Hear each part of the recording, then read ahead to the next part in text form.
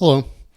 In this video, we'll be going over IRS Form 15111, the Earned Income or EIC worksheet, which is usually included in a CP09 notice.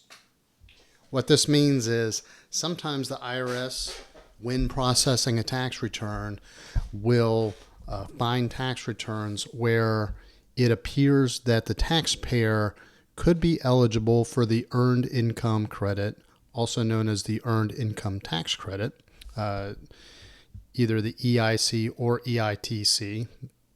These are pretty interchangeable acronyms, but the taxpayer has not claimed it on a tax return. So the IRS's automated processing systems will flag certain tax returns that appear to meet a criteria and then send a letter known as a CP09 notice telling the taxpayer that they may be eligible for the EIC. It does not mean that they definitely are.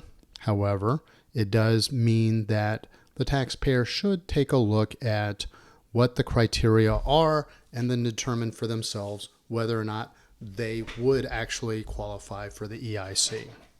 So what we're going to do is in this video, we're going to go through this form. It's a pretty simple form. It's 2 pages and it contains 3 steps. So once you complete this, you can upload it using this QR code. This is a relatively recent change. I believe the most recent version of this video preceding this was done in 2023, and I don't believe that they had the QR code at that time. So you can upload it.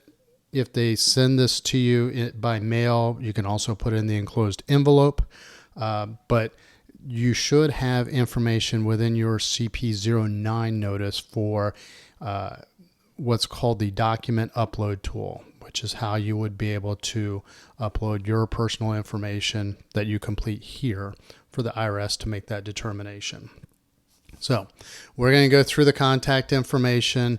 Step 1 goes through the criteria of helping filter out people that are not eligible. Step 2 is additional questions for people that may or may not be claiming dependents, specifically which dependents would be eligible. And then step 3 basically helps determine whether or not you're eligible for the credit. So step 1 talks about the taxpayer situation. Step 2 talks about qualifying dependents. And then step 3 helps you make that determination. So let's go ahead and complete the top of this. We'll just use our fictional hero, John Doe, and his wife, Jane.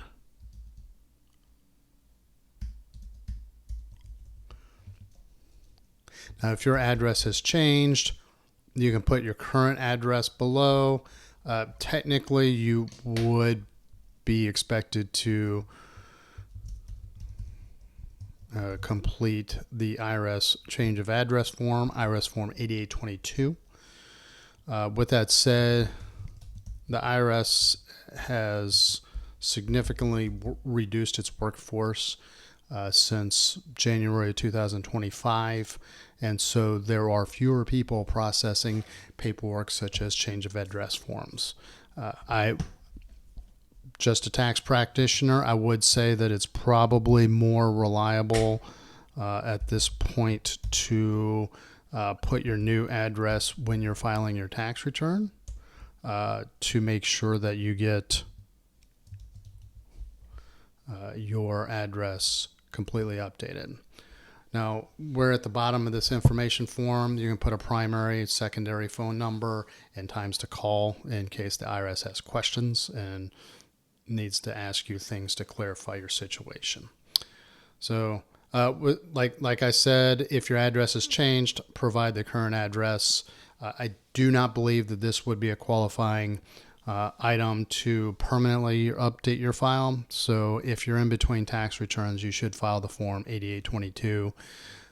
If you, especially since you've already received correspondence from the IRS.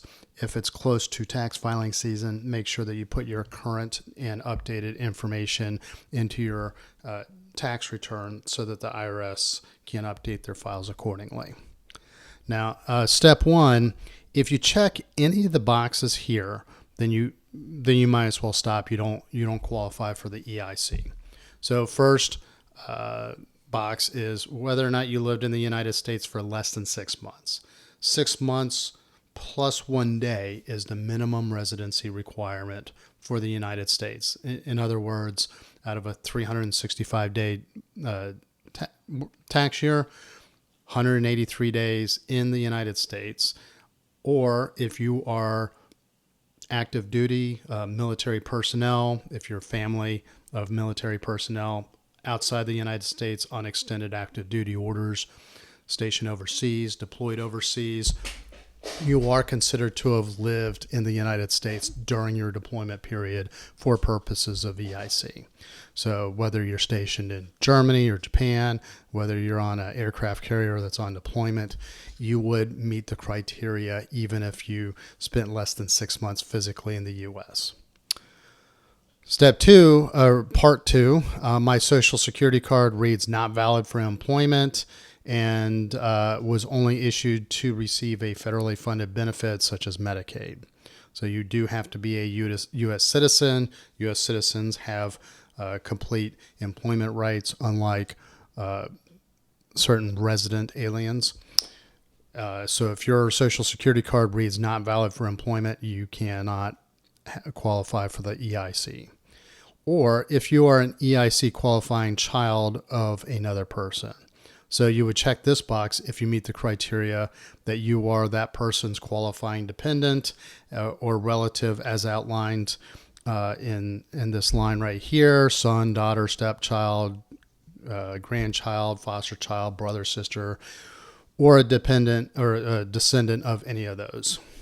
If you're under age 19 at the end of the year and you're younger than that person, or if you're under the age of 24 at the end of the year and a college student and you were younger than that person, or if you're permanently and totally disabled, if you lived with another person in the United States for more than 6 months and you did not file a joint return. So if you meet all of those items, then you would check this box. And if you check any of these three boxes, then you don't qualify for the EIC. So that is for you as a taxpayer. Now, if you meet the criteria, then we go on to step two to see if any dependents might meet that criteria. So if you're claiming EIC for a qualifying child that was not listed as a dependent on your original tax return, stop here. Don't complete that form. You need to file an amended tax return on IRS Form 1040X to list that person as a dependent. If you are claiming an EIC qualifying child that was originally listed as a dependent, then you're going to continue through step two. Now, there is a resource called the EITC Assistant Toolkit. It's a series of questions that you can walk through. It's on the IRS website. We've done a video on that to kind of walk through the questions that are asked. They don't keep your information. It simply is an assistant tool to help people navigate and determine for themselves if they qualify for the earned income credit. You can use that absolutely free. I will put a link in the show notes to any of the resources such as articles and videos that we've created on forms and these online tools that may help you determine whether or not you're eligible for the EIC. So the information for a dependent that meets the criteria, again, has to be a relative, son, daughter, stepchild, grandchild, eligible foster child, or sibling, half brother, half sister, step brother, step sister, or a descendant of any qualifying relative. And the person has to be under the age of 19 at the end of the year and younger than you or your spouse if you filed a joint return, or under the age of 24 at the end of the year, a student, and younger than you if they are a student in a higher education institution, so basically college student. or if they're permanently, totally disabled, regardless of age. And as long as they did not file a joint tax return, or if the only reason they filed would be to claim a refund of any withheld taxes. So let's just say that they're claiming the EIC for their daughter, Elizabeth Doe. She happened to have been listed. They just forgot to complete the Schedule EIC worksheet. We'll put links in the show notes to what that looks like so you can go through that separately if needed. And then the important question, again, it most likely happens in dual custody situations where a child has to have lived with you for more than 6 months. Only one parent of a child that in two tax households, only one of those parents is able to qualify or is able to claim that child for the earned income credit. So once you list all the dependents that you think may qualify, then step 3, you're going to go back and you're going to say, if you answered no to question 3 right here, they don't meet the requirements. Again, you have to have cohabitated for more than 6 months. So not 6 months exactly. It means 6 months plus 1 day or longer. So again, even in a equal 50-50 custody relationship, one parent's going to qualify, one parent will not. So in this case, we're going to say one child meets the requirements, and then you may be eligible for the credit.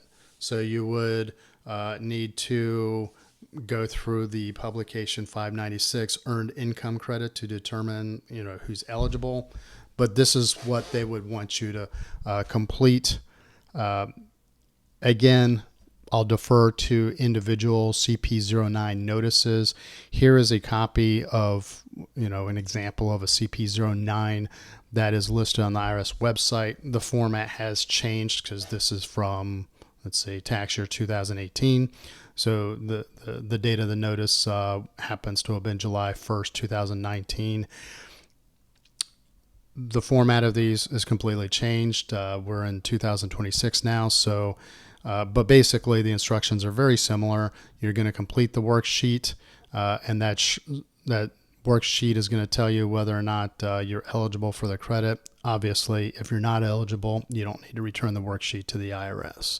And then, there are resources, what to do about your CP09 notice, and that's there is a page on the IRS website that keeps that information up to date. So again, you can use the document upload tool. There's some frequently asked questions. The IRS will actually calculate the earned income credit for you. You would also want to make sure that you write EIC on the EIC line so that the IRS knows to calculate the credit. Complete the Schedule EIC and then attach that to your tax return. Most of the free tax software solutions, they usually will kind of upcharge. Like, for example, TurboTax has a free filing tier. Only certain schedules are included as part of that free tier. Usually the Schedule EIC still allows you to keep that as a free tax preparation. Once you get into things like Schedule D or Schedule E, more complicated situations, that's when you would expect to see kind of the higher level, filing costs. So before we wrap this up, I'm just going to show you real quick the link to the document upload tool. It's pretty straightforward. There's a privacy statement. If you have an access code on your letter, you'll enter it. If not, then you can just scroll through or type in CP09 and then earned income credit, Spanish version. You would do that, and then you can start completing that information here.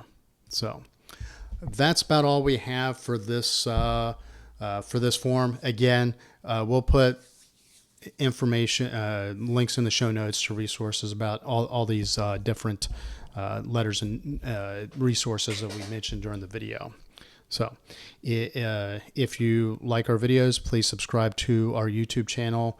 If you like our articles, we just recently updated the article about Form 15111 on teachmepersonalfinance.com. You can check out the article. And if you like the articles, please subscribe to our newsletter. If you have any questions or comments, please hit us up in the comments section. Thank you very much and have a great day.